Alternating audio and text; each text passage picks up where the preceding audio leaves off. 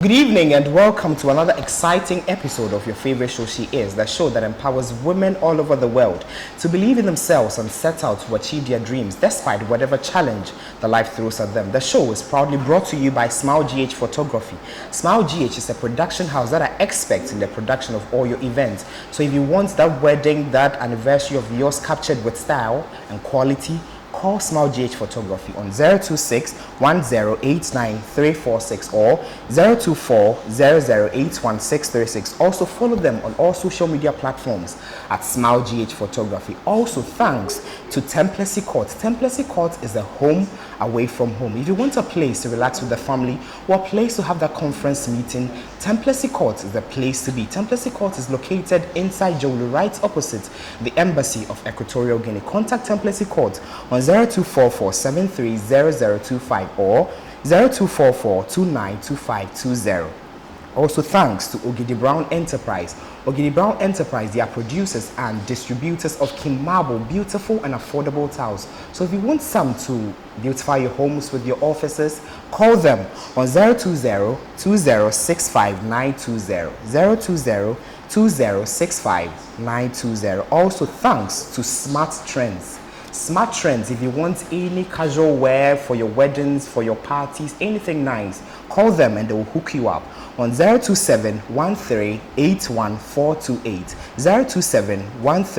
027-13-81428. Also thanks to Queen Cash Kitchen for the amazing food that you give my production team. If you want soup, stew, jollof rice, banku, anything, call Queen Cash on 057-6591-430 or 024-170510. My name is Richmond Opon Frimpong. After the break, you get to meet our guests. Do stay.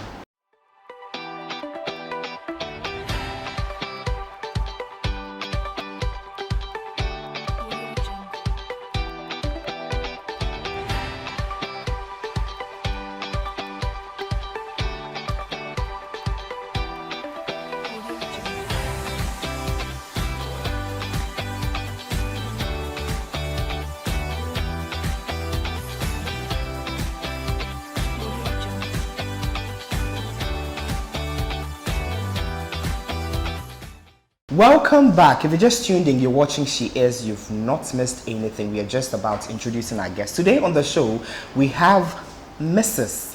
Akua Mensah-Aborampah. She is a broadcast journalist. Hello, Nana Akua. Hi, Richmond. How are you? By God's grace, I'm doing well. I hope you're fine. I'm very fine. You're looking so pretty. Thank you. Shout outs to your makeup artist. Any shout outs? Yeah. What's her name? God, how can I forget her name? Her name is Tendi. Yeah, wow. She's an intern. That's why I don't have her name off. But she's Tendi, and she's very good. She's doing a good job at Media General for all of us.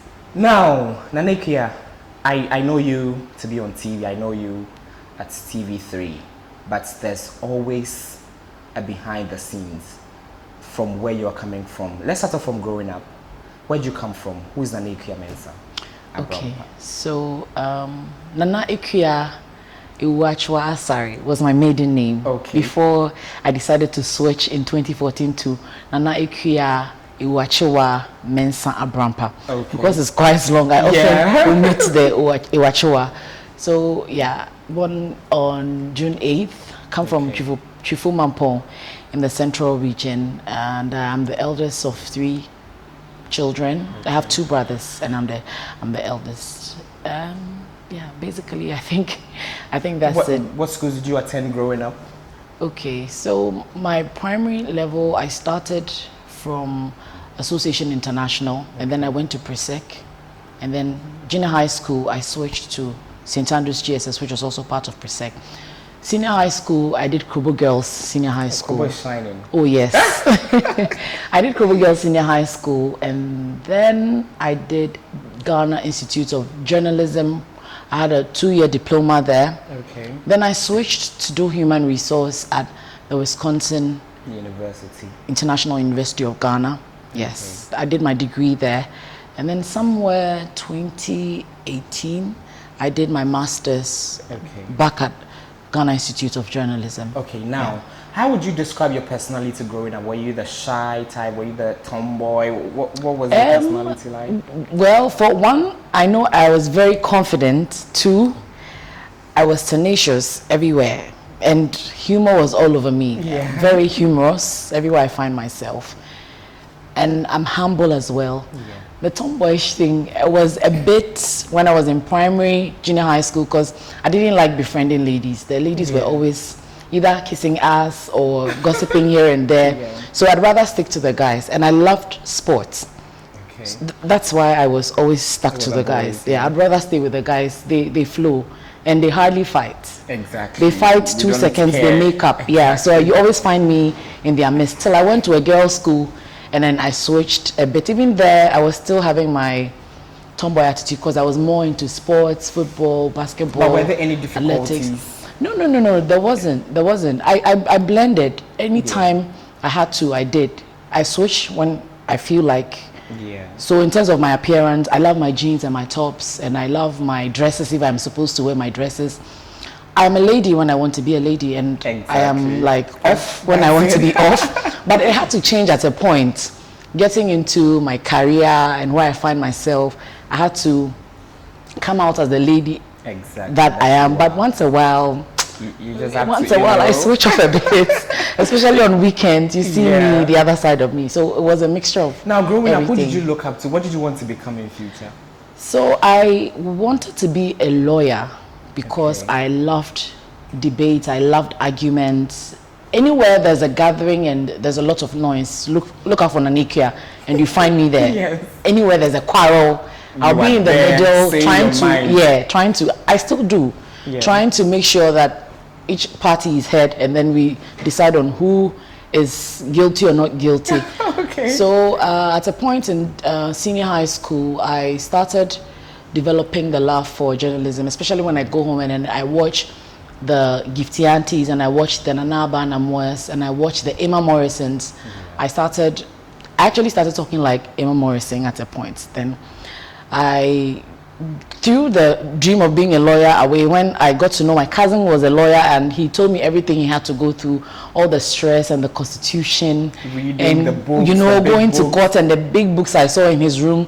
It just threw me off. So I decided to opt for something similar to being a lawyer, and I thought journalism was a thing for me to venture into. That's the main reason why I decided to do journalism. You read human resource at Wisconsin International University, like you said. Yes. And then did you do journalism at Ghana Institute of Journalism before coming to Wisconsin? Okay, so why human resource when you had already done a diploma in journalism? So at a point after my diploma, 2 years, and I started practicing as an intern and a national service person, I felt being just a journalist would limit you in one way or the other. You should be versatile. You shouldn't be a journalist and die a journalist. You should be able to do other things. So I felt the passion to venture into another course that is similar to reading and then getting to know people and all. And then I decided to get into Wisconsin, and the nearest subject I got was human resource. I was looking out for public relations really, but they were not offering PR at that time. So I just decided to do human resource, which I think is quite similar, even though it has to do with dealing with people here and there in the workplace and all, but it has some similarities in terms of reading. So I just decided to delve into it. Now you were at Vice at was you an internship? I was at Net2. Net2 you television. Started at Net2, yes. And then you moved to Vice. No, I started at Net2 television and then straight to TV3. Okay, so we realized that you do strictly business news. Why the focus on just business?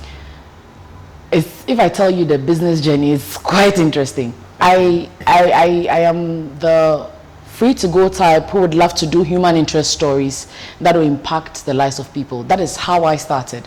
When I started off at Net2 television, I'd prefer to go to the eastern region or the central region, look at how the underprivileged are coping with the situations in their area, and also to bring out certain stories that will make those in authority be accountable for what they are supposed to.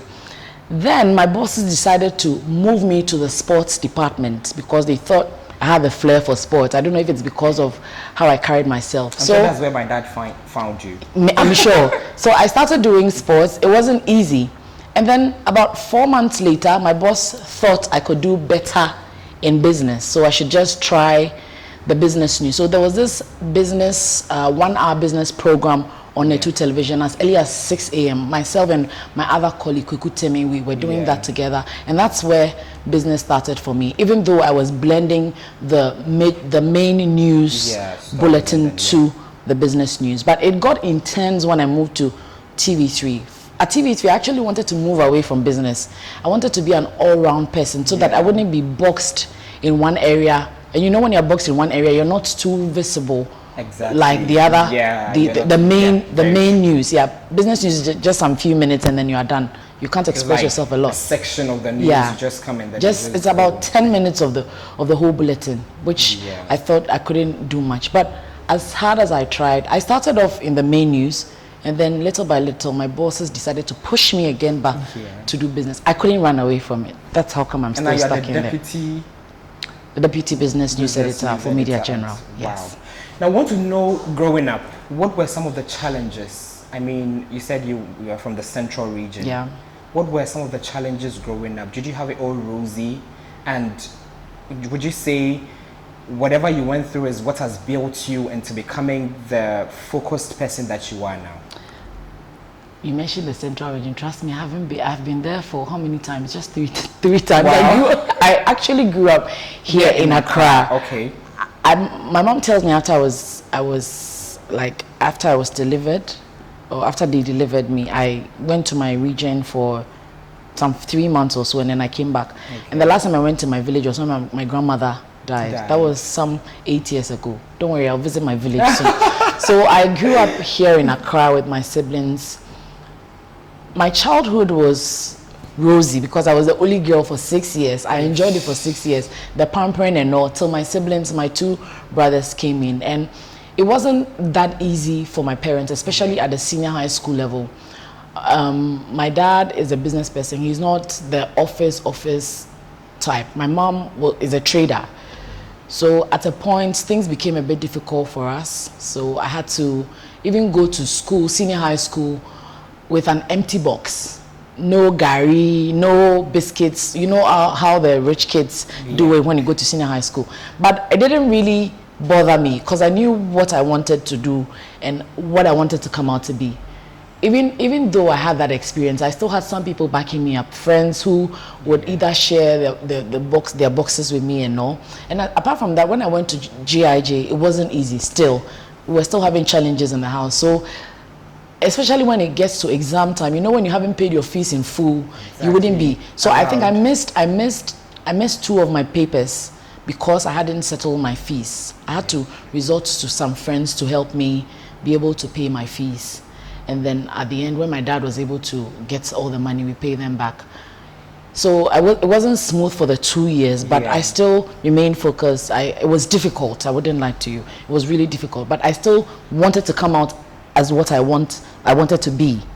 Exactly. So that was my focus, and by God's grace, everything fell in the right place, and then I came out of GIJ for Wisconsin because of the work I was doing at Netu Television, and by the grace of God, I footed my own bills. Yes, I had to pay my own fees because I wanted to take the stress off my dad so that he could also pay attention to my other siblings whilst I do the rest myself. So for the degree course, I did the payments myself, and then for the master's course too, I decided to take myself through education, and that's how far I have come.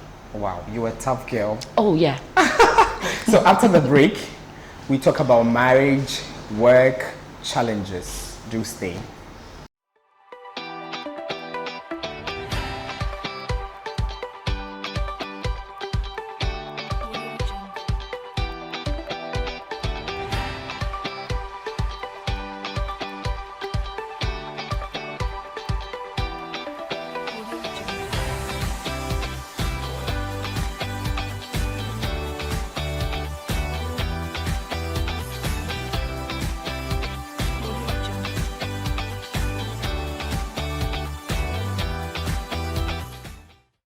Welcome back. We are still talking to Nana Akua Mensah-Aborampah. There are other names, but for the Asha box in here. So, Nana Akua, we're talking about you having to foot your own bills through to university and all that. How was that for you? Because I know it wouldn't come off as so easy. Because you know, you have some friends having it so easy, their parents taking care of them. Did that affect you in any way? To be honest with you, it didn't. I felt good about it because my dad has remained committed to myself and my siblings throughout. He doesn't live for himself, if I tell you. Since I knew him, he fell sick some months ago, and that was the first time he has fallen sick since he was giving birth to. That's what he told me. Wow. It means he had 12, he's been working Monday to Sunday. He doesn't sit. So knowing that he breaking his back for us and knowing that I can support when I have the means, it was a good thing. It was a good feeling. It didn't come easy because you would ask me, I've completed Ghana Institute of Journalism diploma. I'm doing my service. How much was I receiving that I was able to pay my way through to Wisconsin to offer a degree course? I couldn't even think about it. I don't know how I did it, but it's just by the grace of God. And for the fees, it was a bit flexible. So they're giving, they're giving the chance to pay like 50% or 60% for the beginning of the semester, and then getting to the end of the semester when it's exam time, you bring the rest. Yeah. So and then, with where I was working, where I found myself, I got to familiarize myself with most of the money, the administration, and then the lecturers. So it was a bit easy. If I wasn't able to foot the bills when it was time for exam, I would just go and sort myself, and then maybe later after the exam, I would go and settle the bill. So that was how now you are TV3. How difficult is being on TV, writing stories, being a journalist? Because people are going to journalism schools now. A lot of people want to be journalists, but they do not see the work behind the scenes. They feel that someone writes a story for you and then you come on TV to read. Take us through how difficult or how flexible is it? Is it that you can just rise up and then come and be a journalist? This morning a man asked this particular question. My son's he works for my son's school. He says, "Oh, me baso peso ye mo ejumani bio na eti say." And I just told him, journalism is your friend.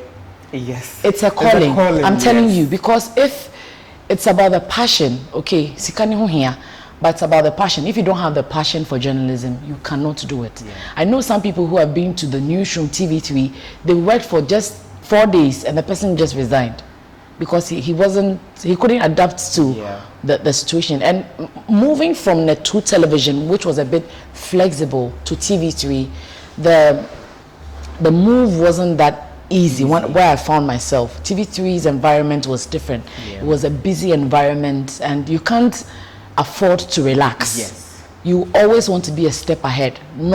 You wouldn't, it's not necessary to compare yourselves to your colleagues, but you would want to be a step ahead of yourself. What more can you do to be a better person? You're supposed to come out with ideas. Apart from the fact that maybe the assignment editor would give you story ideas to go and look for the stories, you're supposed to look for ideas. And for where I found myself, you're supposed to get the big wigs to talk to.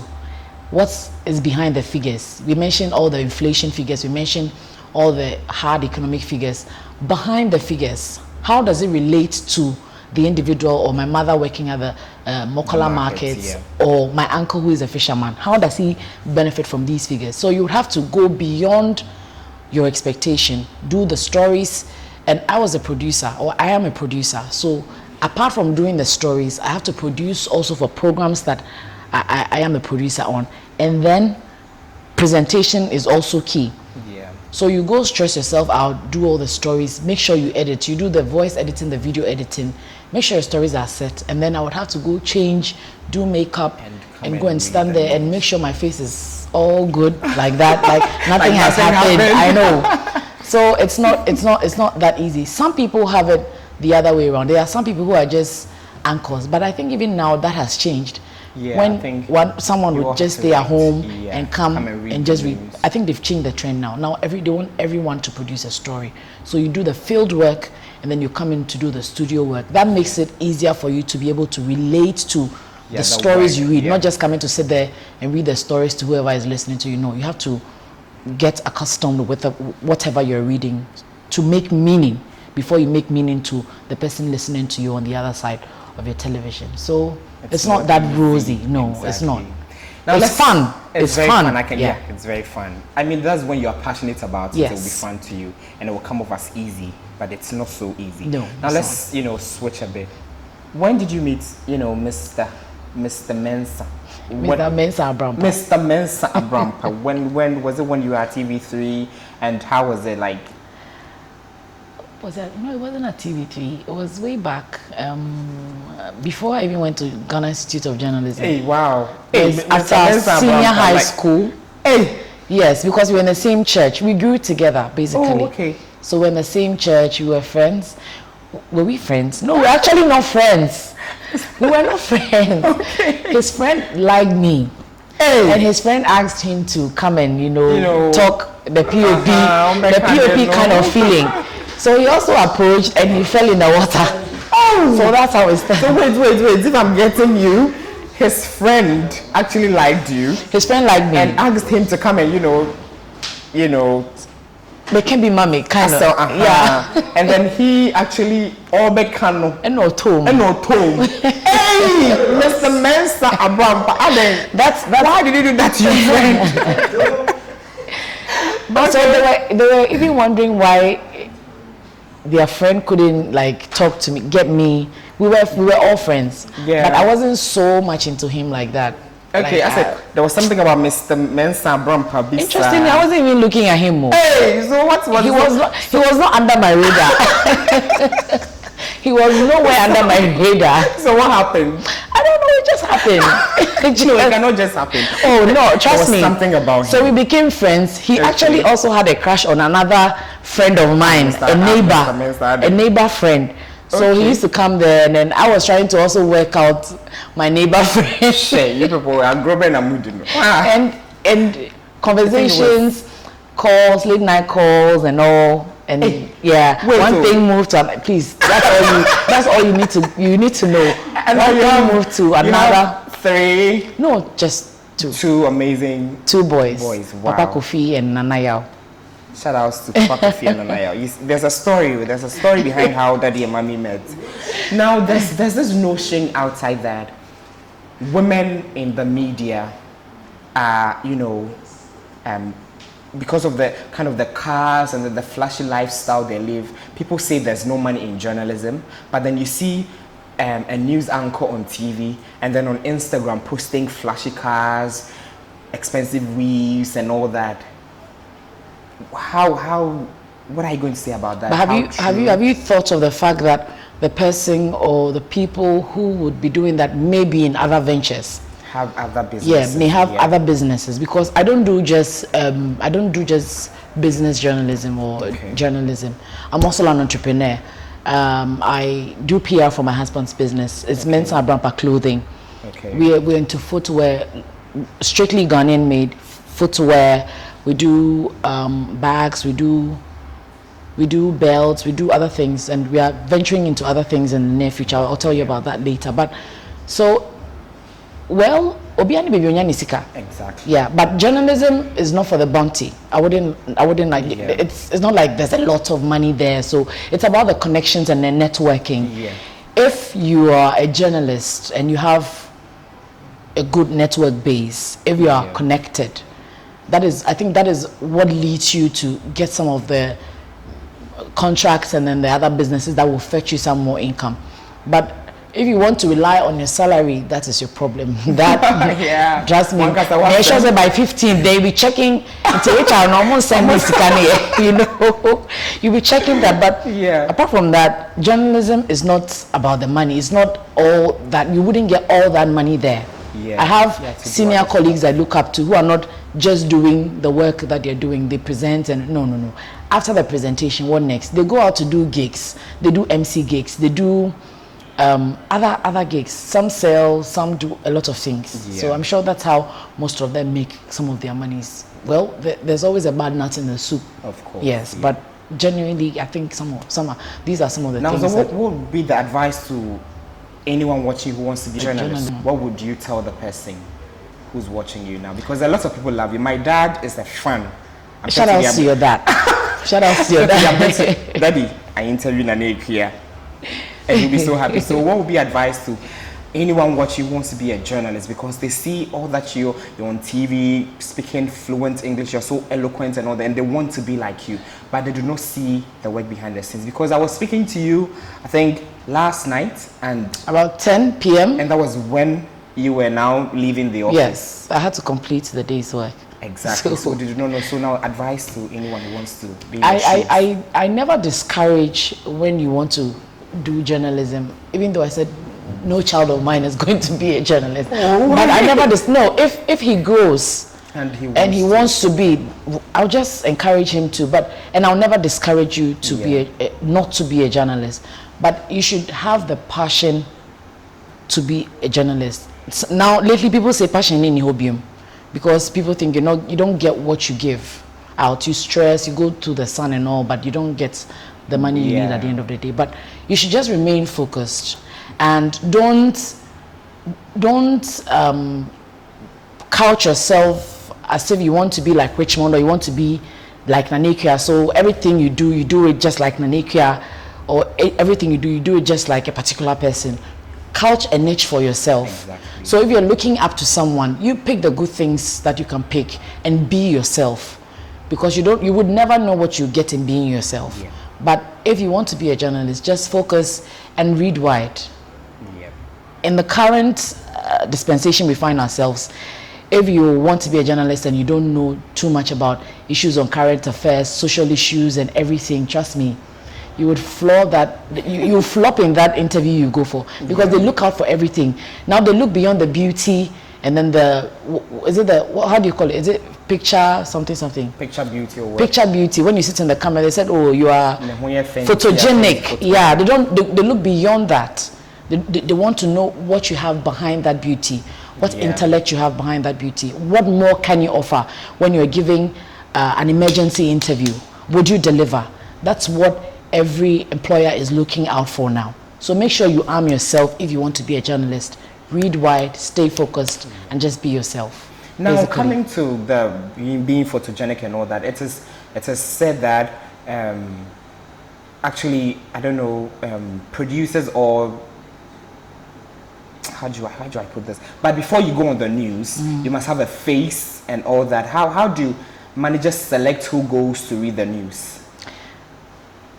That would be difficult to tell, because it looks like lately everyone reading the news is so handsome, beautiful and all that, and well, it's outside that they don't really select. Someone might be so good, but the person doesn't have the beauty, and so the person is behind the scenes just writing stories, and then they're putting the handsome and beautiful ones on the screens. How true is that?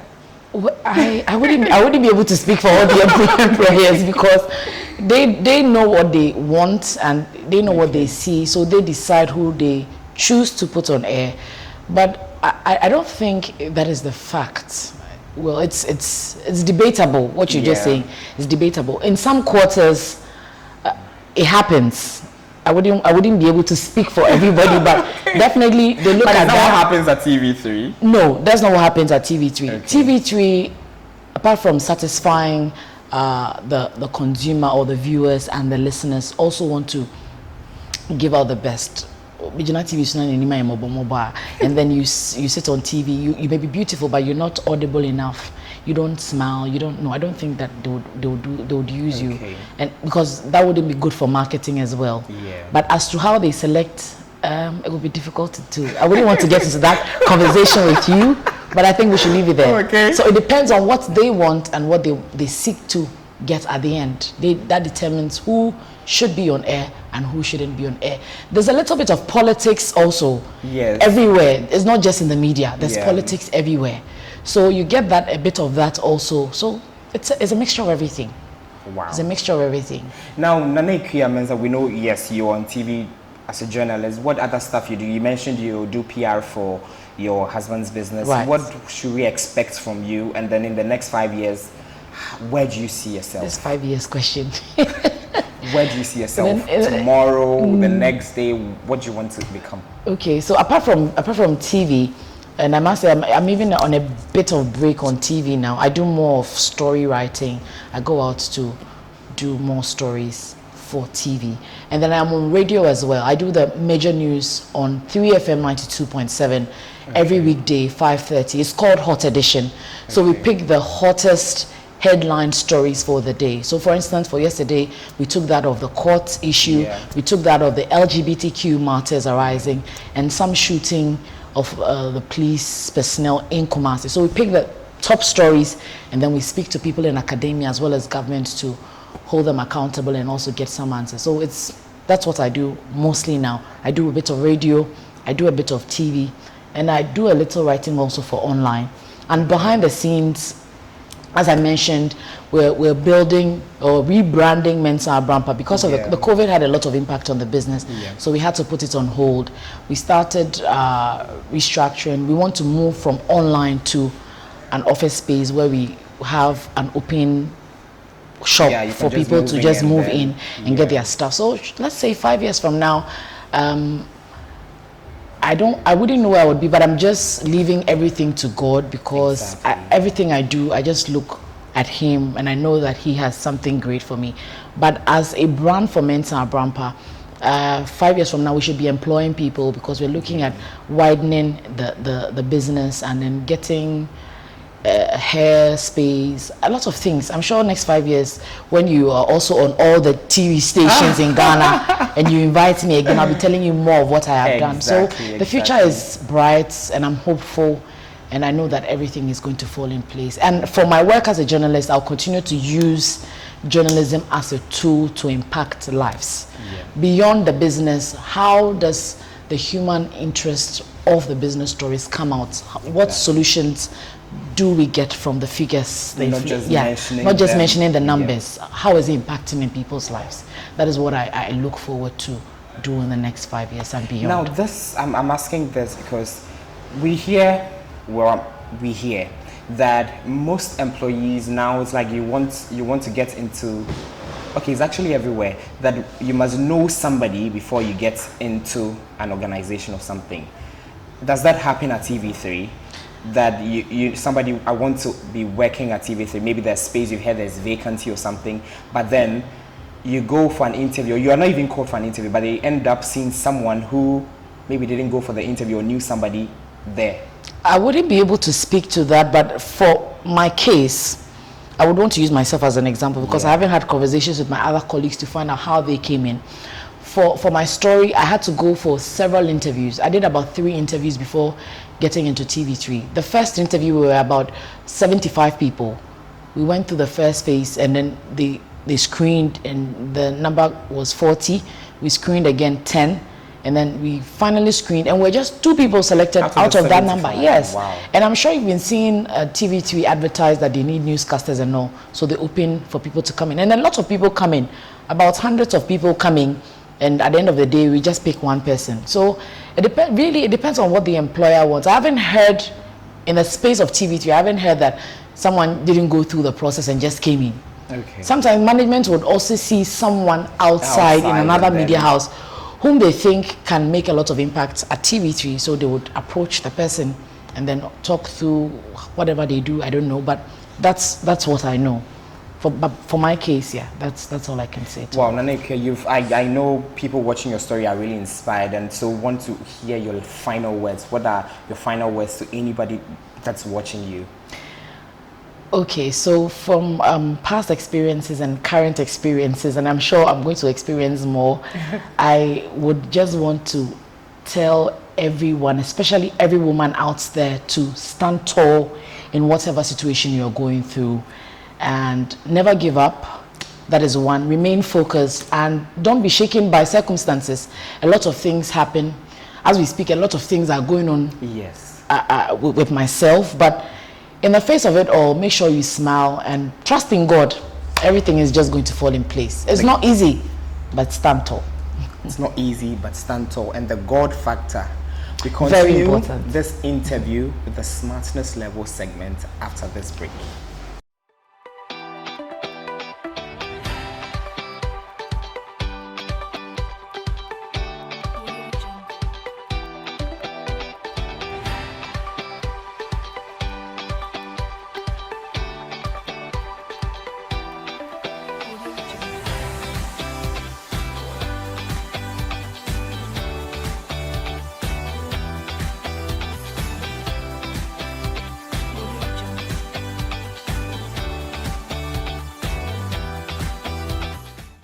Welcome to the Smartness level segment today with myself and Nana Akua Mensah-Aborampah. Hi, Nana Akua. You're welcome to this beautiful segment. On this segment, why are you laughing? You're too happy, eh? No, I'm just anticipating. Okay, so on this segment, you answer 3 amazing questions. If you're able to answer all 3 correctly, you get to walk away with something beautiful. But if you're not able to, remember where you came from? I hope there'll be a path to go through. Oh, the same path you came from. So your first question, are you ready? So we are shocked into maths, English, like a kaboom. I'm always ready. Okay, so your first question. Is it legal for a man to marry his widow's sister? Legal for a man to marry his widow's? Yeah. Charlie. Critical thinking, never baby. Widow's sister? Yes. Is it legal for a man to marry his widow's sister? A man is a widower. Wait, a man's... I can't hear you. Wait, try me calculate. You go to the next question, let me think about the first one. One at a time. So is it legal for a man to marry his widow's sister? How? A man to marry his widow's sister? Yeah, is it legal?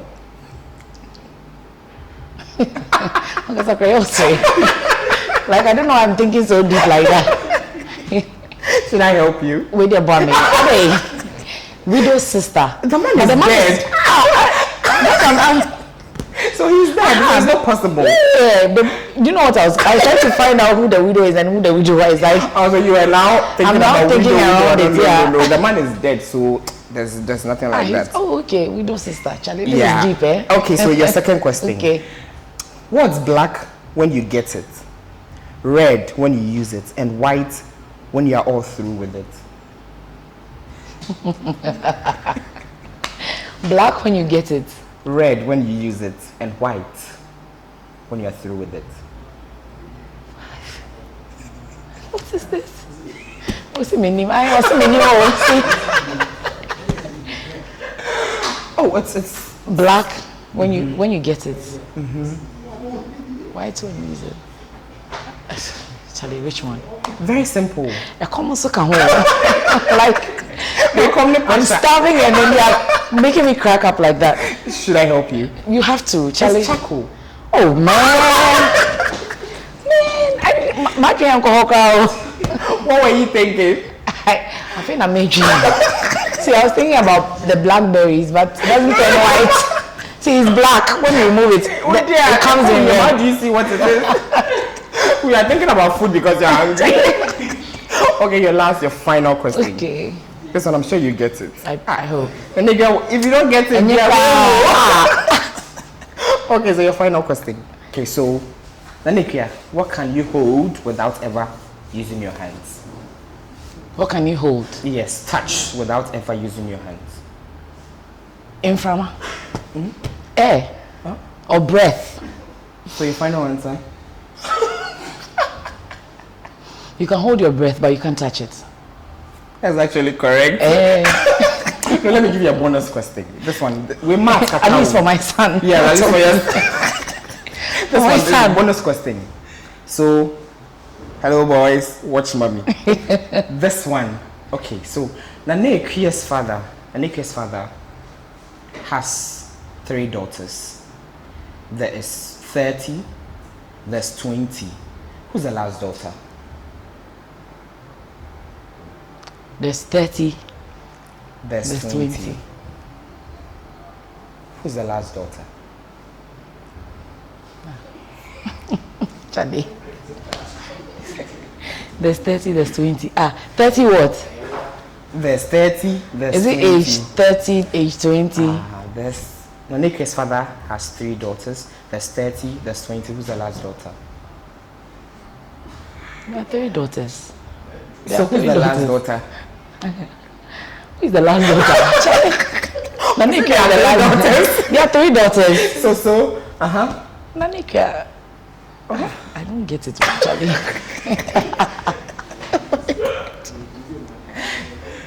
Should I help you? No. This one is for my kids. I can't disgrace myself like that. There's 30, there's 20. I don't want to say there's 10 because you didn't say age. There's 30, there's 20. So who's the last daughter? Say, ask the question again. Okay. Are you ready? Ask. Nanekua's father has 3 daughters. There's 30, there's 20. Who's the last daughter? Nanekua. Final answer. Myself, Nanekua. Final answer. Who's it? The voice, I get it. But for your son, so what's all of him? Who's the last daughter? Papa, it's Nanekua. It's correct. give me. Boza. This is actually for your son. And I mean, Faba can come. It's okay, like. I can't come and kill myself. Thank you so much for coming on the show. It was so amazing exciting. having you. But when you come on the show, you do not go home, the same. Once the whole banner, now put a bag, but all corner was already be come home. Why are you ready? Okay. I said, what's the questions? Hey, let me try 2. What try 1? Hey, are you sure? Try 2. No, T2. Meeting 1. What's T2? Maybe 4. Oh, really? Okay, it's part of life. The ups and downs. Life is not smooth. The ups and downs in life. So. Okay, so thank you so much for coming back. Thank you for having me. Like I said, and keep the good job going. I really like what you're doing. Keep it up, and God help you as well in all that you do. So, are you ready? Yeah, I'm ready. You're always ready. Is it food? Because I'm starving. Juice. Okay, so this is actually for you. Are you ready? Yeah. Ta-da! Woo! One of my favorite pictures. Yes, we always get you. So it says she is so appreciates you. Thank you for being an inspiration. Nana Akua Mensah-Aborampah. Yeah, I miss my long hair. It's not like it's my natural hair though. But you miss your long hair, right? Yeah, I miss my wig, not Philippine. Oh, so thank you so much. Thank you. You're welcome. To yourself and your amazing team and everybody involved in the She Is show. Yeah, I'm excited. Thank you so much. Thank you for having me. Yes. Yeah. There will be a part 2 of this one. I'll answer 5 questions so that we know. 5 pay. I will do 10. I will shock you. I'll shock everybody. It's been amazing having Nanekua on the show. We hope you are inspired by her story to never give up, focus on your dreams, chase your dreams no matter what circumstance that you find yourself in. So this is how we wrap up on this week's episode of your favorite show, She Is, the show that empowers women all over the world to never give up, follow your dreams, and you will get there. The show is proudly brought to you by Smile GH Photography. Smile GH is by far the best production house that I know of. So call them for your amazing videos, pictures, your weddings, the private ones for now, on 026-1089-346 or 024-008-1636, and also follow them on all social media platforms at Smile GH Photography. Also thanks to Templessy Court. Templessy is a home away from home. If you want a place to relax with the family or a place to have that conference meeting, it's a coded place, So call Templessy Court on 0244-730025 or 0244-292520. Templessy Court is located inside Joli, right opposite the Embassy of Equatorial Guinea.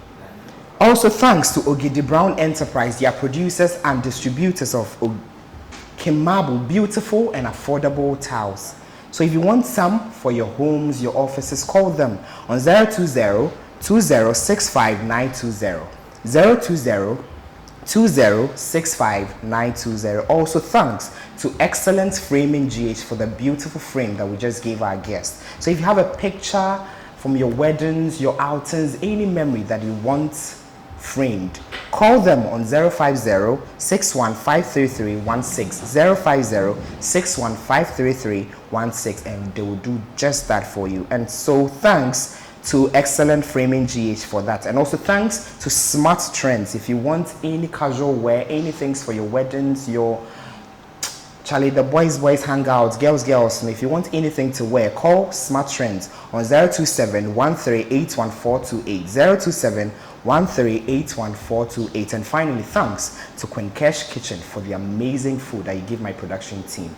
Contact them for your stews, your soups, anything on 02024170510 or 05765911430. My name is Richmond Opong Frimpong. Until then, see you next week.